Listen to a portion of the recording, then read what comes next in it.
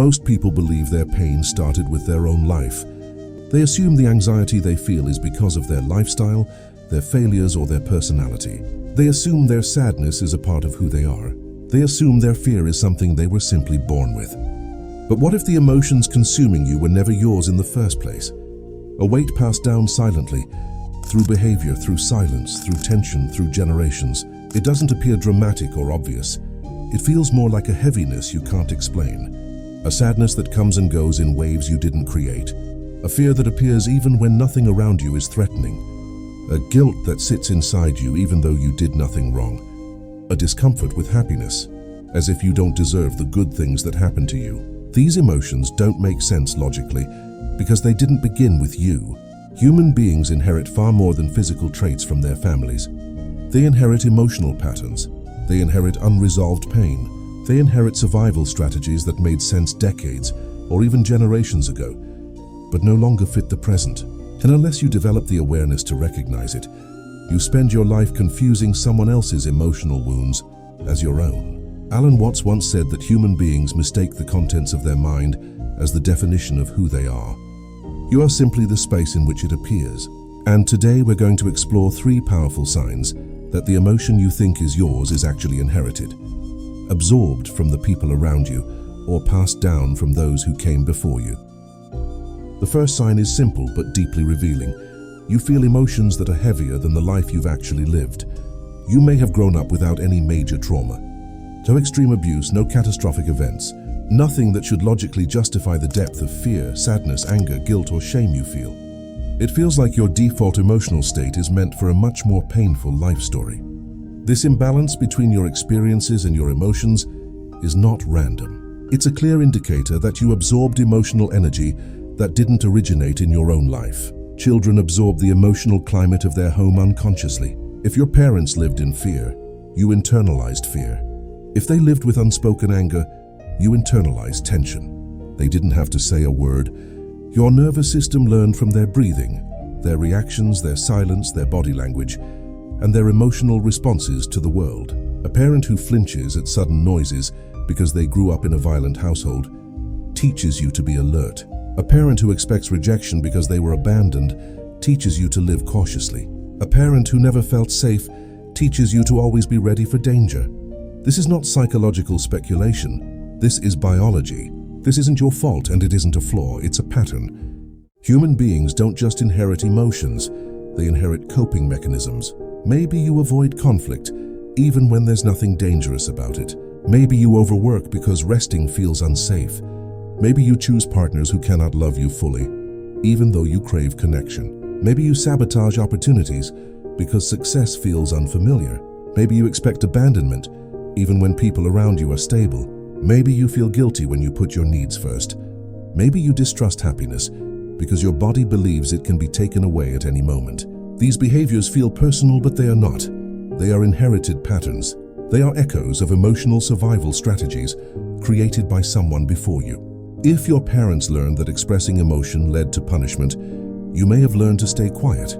If your ancestors survived instability, you may feel the need to stay alert, even when your life is stable. These patterns were once necessary for survival, but now they limit you. What makes inherited trauma so powerful is that it disguises itself as identity, but it's not who you are. It's a reflex, a conditioning, a leftover coping mechanism from someone else's pain. Alan Watts explained that humans become trapped when they confuse their conditioning with their true nature. They were programmed into you before you even had the ability to choose. The third sign you're carrying trauma that isn't yours is that you feel responsible for emotions and problems that were never yours to fix. People who inherit trauma often grow up believing they must be the strong one, the caretaker, the peacekeeper, the emotional anchor. You might feel responsible for holding your family together, even though that responsibility was never yours. You might feel obligated to make others happy. You might carry guilt when you set boundaries. You might shrink your needs so others feel comfortable. You might feel the weight of expectations that were put on you long before you understood what expectation even meant. This is especially common in families where previous generations were overwhelmed by their own pain. A child becomes the emotional support system for a parent who never healed. A child becomes hyper-aware of everyone's moods, learning to sense tension before it erupts. This emotional hypervigilance becomes automatic, and the child grows into an adult who feels responsible for managing the emotions of everyone around them. This is not empathy. This is inherited trauma disguised as duty. You learn to prioritize others because previous generations didn't have the emotional capacity to handle their own pain. This pattern gets passed down silently, and you become the one who tries to carry it all, but you were never meant to. The emotional burdens of your parents, grandparents, or culture are not your assignment in life. They were placed on you only because the generations before you had no tools to deal with them. You are allowed to return those burdens. You are allowed to release the roles you inherited. You are allowed to step out of the cycle and choose a different life. The cost of carrying trauma that isn't yours is enormous. It shapes your beliefs, your relationships, your ambitions, your self-worth, your emotional baseline, and even your perception of the world. It creates an internal conflict where part of you wants to grow, but another part is terrified of growth. You end up living a life shaped not by your desires, but by inherited fear. But here's the truth: you can break this pattern. You can end this cycle.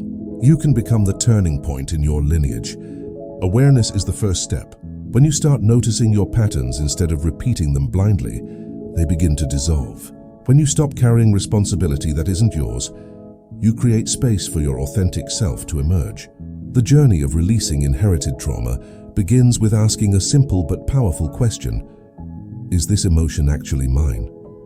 If the answer feels like no, if the emotion feels ancient, heavy, disproportionate, or disconnected from your personal experiences, then it's inherited.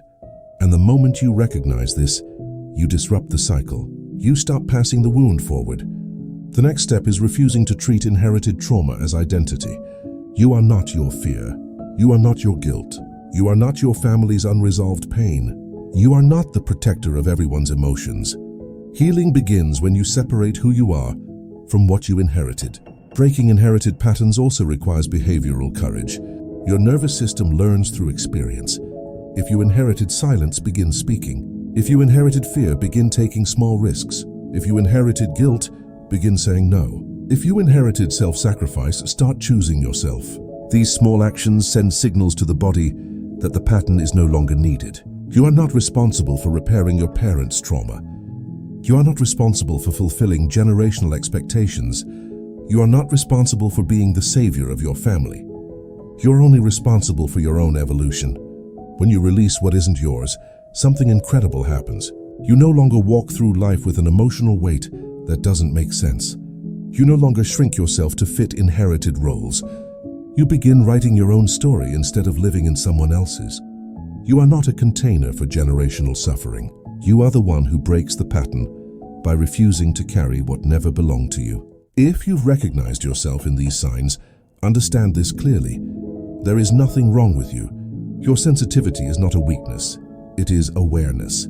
The storm may have begun before you, but it can end with you. You are not the trauma you inherited. You are the one who is capable of releasing it.